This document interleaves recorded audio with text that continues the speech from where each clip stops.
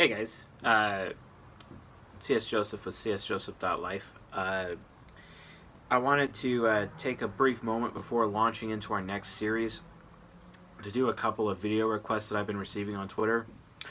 And today's request for today's video, and trust me, I'll be doing my best to pump out multiple videos a day. It's been a crazy week so far. Hopefully I'll get 2 or 3 out tomorrow. Maybe another one tonight. We'll see. Anyway, tonight's video is going to be a request that came from Twitter, and it's about something that's not very often talked about with Jungian analytical psychology or personality type as we know it. And it's very elusive, and most people think it's not really a thing or not even possible, but it is definitely something to talk about when it comes to having relationships with people, just in general. It could be friends, it could be someone you're intimate with, it could be parents, it could be at your work. I really use it the most at work, and there have been times where I use this technique in relationships. And this is called functional emulation or cognitive emulation. What it is that you're able to emulate cognitive functions or emulate entire types of the 16 types for a limited amount of operating time. This allows you to basically change your personality in the moment to fit another person's personality to make you seem like you're more compatible with them in order to have a better relationship with that person or to reach a goal. Some people would call this social engineering, other people would call it manipulation, but quite frankly, it's nothing more than pretend. So yeah, I'm literally doing a video on pretend. Woohoo! Well, it's a legitimate thing and it needs to be talked about because no one else is talking about it. And maybe it's because people don't think it's real or it doesn't exist, but it is real, and I'll actually provide a practical example as to why it is real, and it is something for people to watch out for, something to protect against, try to see if someone's being sincere or not, or maybe it's something to use themselves for the betterment of people around them. And this is especially important because we're going to be launching into compatibility between the types and between the cognitive functions very soon. So you'll be able to see just where you line up with other types in terms of your compatibility. That way you could optimize your relationships, be it in work or business or with children, parenting, as well as intimate relationships. So before that, let's talk about emulation because it is very relevant to that discussion. So I got my whiteboard again. I mean, who wouldn't? Everyone just loves this whiteboard, apparently. Gotta love that free advertising for Target, if you know what I mean. Alright, so this is functional emulation access for cognitive cognitive senses. Yes, it helps if I can read. So anyway, basically, here's a list of the 8 cognitive functions right here. And here's what these cognitive functions, if you put them together, they're able to create this. What does that mean? It means people are able to emulate and fake, basically, fake certain cognitions for a certain amount of times. Now, remember, if someone's going to fake or emulate cognitive functions, they can't do it for a very long time. It actually costs their mind a lot of energy because their mind wants to keep them in their ego. So these are the top 4 functions of the ENTP type. This is the top 4 functions of the ISTP type, put next to each other. And that would be the ego. This is the ego. And then here's the shadow or unconscious and the shadow unconscious on the bottom here for these 2 types, right? Well, it costs your mind energy to be in your unconscious or your shadow. It also costs it mental energy to be in your subconscious as well as your superego. And your mind is mostly comfortable being in your ego, right? That's where it wants to be. That's the primary area of your mind. So if you're going to go outside of that and shift basically into your subconscious or your unconscious or your superego, it's going to cost mental energy. So a more practical example of that is, let's say you're an extrovert, right? And you decide you want to you want to go in your subconscious, which means it's an introverted subconscious, right? or your shadow slash unconscious, and it's introverted because you have an extroverted ego, right? So you're basically spending time alone, and you're studying, you're focusing on something, whatever, and you're doing that activity alone because you have to, and you're in your other sides of your mind specifically to do that. I do that all the time. Like when I need to study something or focus on something, I go into my INTJ shadow, and I'm alone, I'm focused, I'm doing those things, but it costs a lot of mental energy, and then I just like run out of that mental energy, and then I just have to get back into my ego. And getting back to my ego puts me back in my extroversion mode, and then all of a sudden, great, I need to be around people so I can absorb and regain mental energy.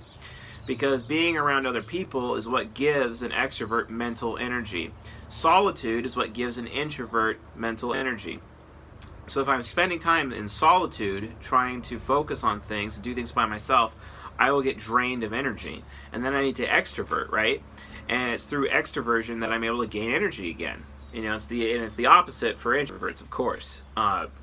So when that happens, that's just how energy works, and you just get tired. Your mind gets tired, so it needs to extrovert, or your mind gets tired if you're an introvert and you need to introvert. Well, because it costs this mental energy, this mental stamina, I guess, would be a better way of calling it, to go into these different sides of your mind throughout the day. Cognitive functions themselves also can get tired or limited in that way. Like, so for example, I have extroverted thinking critic, right? And there's only so much extroverted thinking I could do in a day. It kind of brings you back down to that one time where people are making that generalization about women, about how they have 30,000 words a day and men only have 10,000 words a day.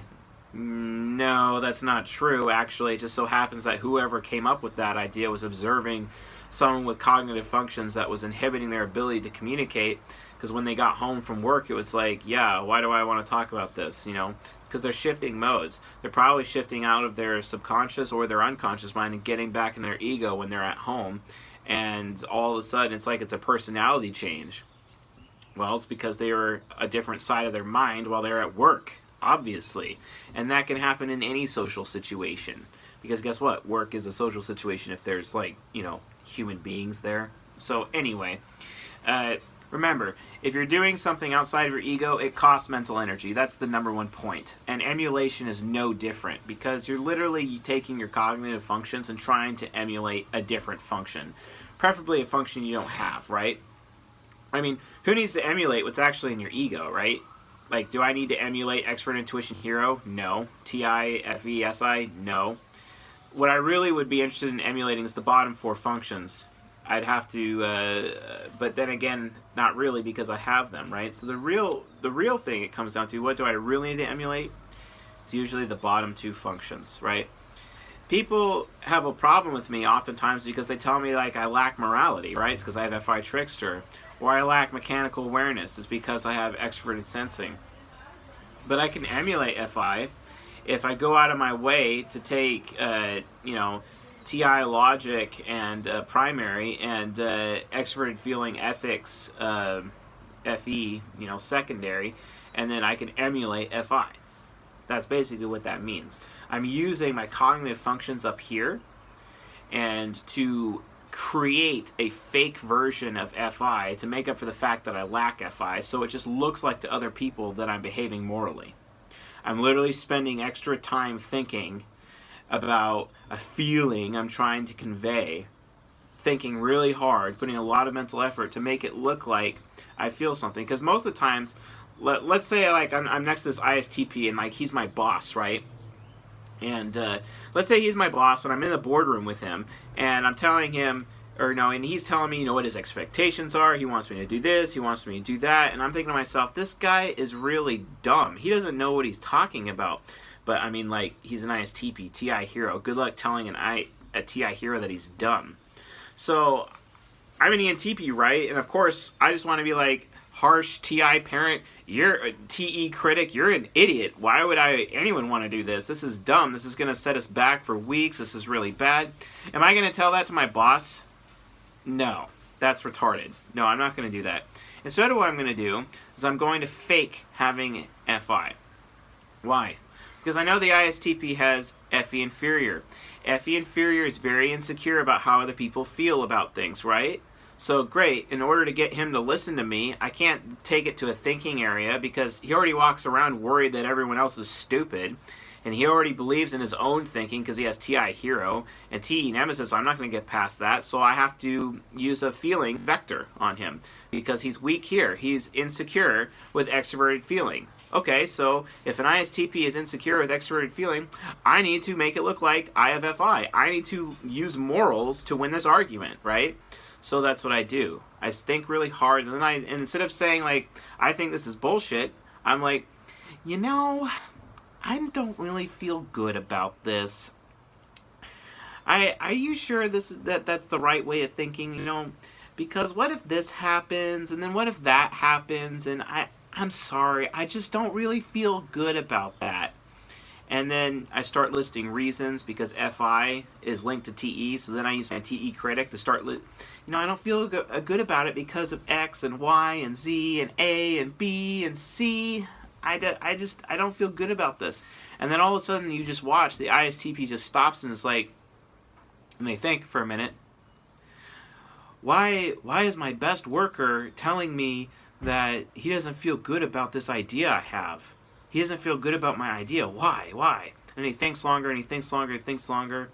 And then he's like, and then he'll argue a little bit. And then I'm like, no, I'm sorry, I just don't. And then then I combine my FI emulation with my introverted sensing inferior, and then I engage SE parent, because SE is all about making other people comfortable, and I'm like, yeah, no, I don't feel good about this. In fact, this whole situation just makes me feel uncomfortable. So now I'm hitting him in his SE, and I'm telling his FE inferior that I feel bad about it. I don't feel good about it. Now I'm telling his SE parent that I'm uncomfortable about it. So his ego is like, okay, there's a problem here. I need to really pay more attention. I might actually be wrong about this.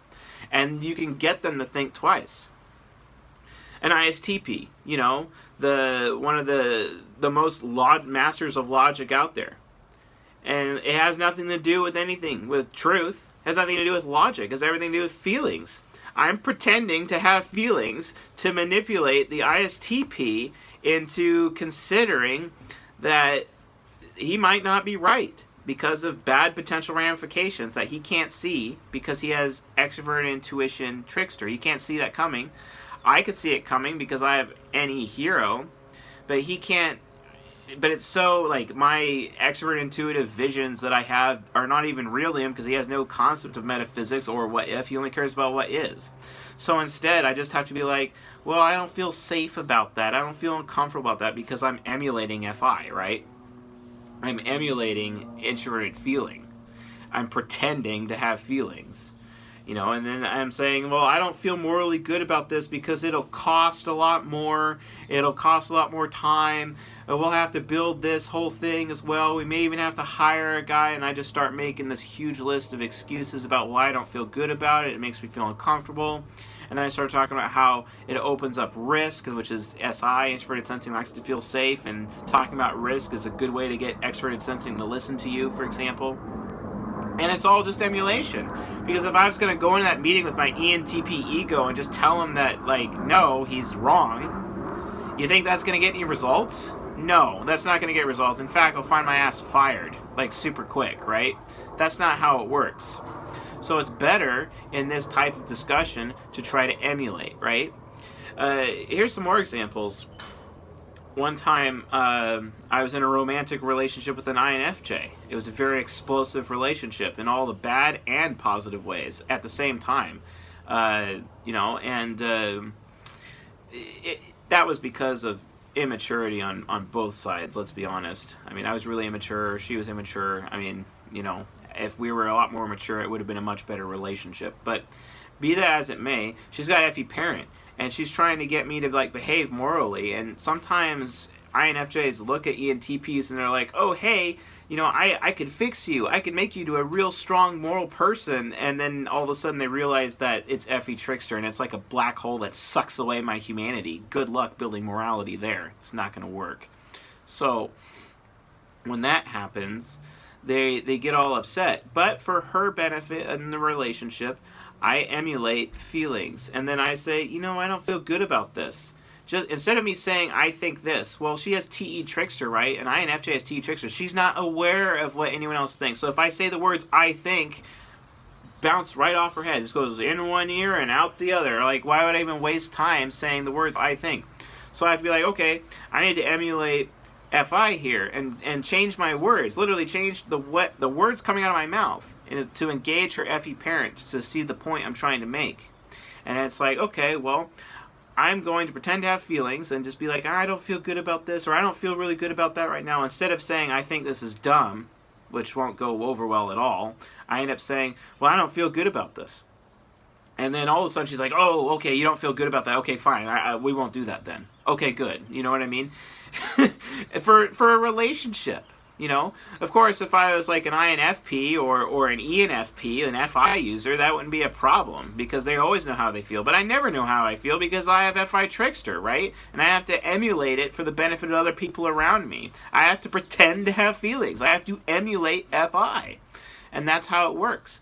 And in relationships, guys, the more mature you are, the better mental control you have, discipline-wise or willpower-wise, SI versus NI, you actually can cause yourself to change and adjust your words appropriately and your behavior just slightly to get better results with people just through cognitive function emulation. And you can see here how these functions go together. There's like ones and twos to show like primary versus secondary, right? And if you start with the primary function of NE and then a secondary function of SI, you can emulate NI. And quite frankly, I can understand why, you know, when host Eric and Opaloid recently did their review video of my ENTP video to say that they thought I was an ENTJ because I was coming off like I had NI, like I had NI parent. It's because I was using my introverted intuition from my ISTJ. It's a nemesis, but it's still strong enough. But then I'm also augmenting my SI plus my NE primary and my SI secondary, so NE hero, SI inferior, to make it look like I had introverted intuition. It was a form of emulation, and they caught that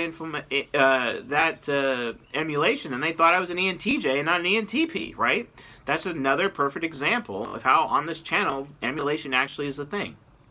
So guys, remember that when you're having relationships with people, it's important to not only do you need to identify your cognitive functions, you need to identify everyone else's cognitive functions, at least people that are close to you, or at least people that you're exposed to on a day-to-day basis. And then after doing that, you change your words, what you say, you know, and for your audience, you change it for your audience's benefit, right?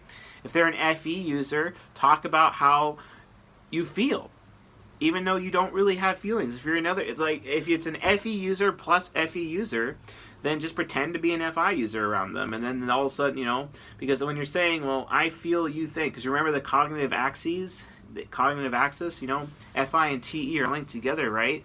So I don't feel good about what you're thinking right now, you know, is a way of doing that.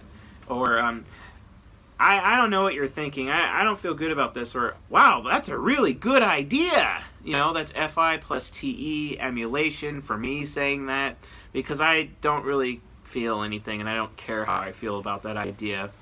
I just want to say, instead of saying I think that, you know, yeah, I think that's true, I want to make the FE user feel appreciated for having such a great idea, even though I really don't care. But it's for their benefit, not mine. Oh, but Mr. C.S. Joseph, that means you're being insincere. Well, yeah, I know. I know it's insincere. But the thing is, though, it's not wise. It's not wise for me to walk around and just stay in my ENTP ego all the time and expect other people to, like, have anything to do with me. Like, come on. That's immature. The mature thing is to realize that, or the wise thing, the mature and wise thing is to realize that it's important for us to master some form of emulation just so we can have relationships with our fellow man. Because not everyone is mature to handle it. And most people are immature, right? But that means you're a liar and you're insincere.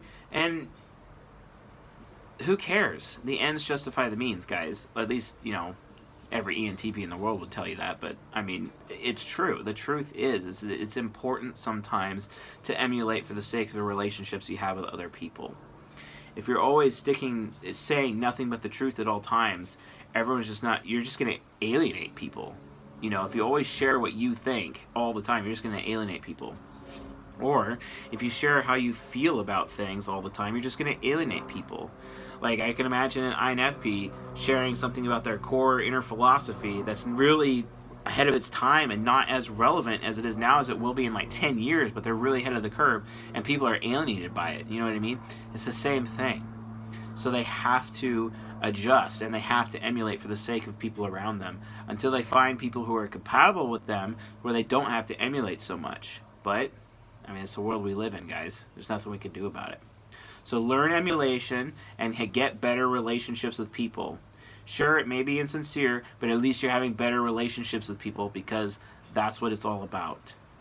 You know, it's about treat others the way you want to be treated, right? It's all about love your neighbor as yourself, right? It's our responsibility to not only understand ourselves, but to understand other people. And if we're at least willing to go to the effort to emulate for their benefit, I think that qualifies as making you a better person and less of a liar or someone who's insincere. It really depends on what your heart is, right? It depends if you're trying to manipulate them for personal gain or if you're actually trying to have a relationship with them and support them and be there for them. And that can happen through emulation. It takes a lot of mental effort to do, but it is worth it because it can make your relationships better. And I think that more than justifies a little insincerity. Alright, so if you found this video to be helpful, educational, and whatnot, please leave a like and subscribe. If you have any questions about emulation, go ahead and leave it in the comments section. I will do my best to answer your questions. If you have any examples or anecdotes of when you've had to use emulation in your life with relationships, please post in the comments. I would love to talk about that and see how other people have used emulation in their lives as well. So, awesome. I think I will be doing another video tonight, so see you then.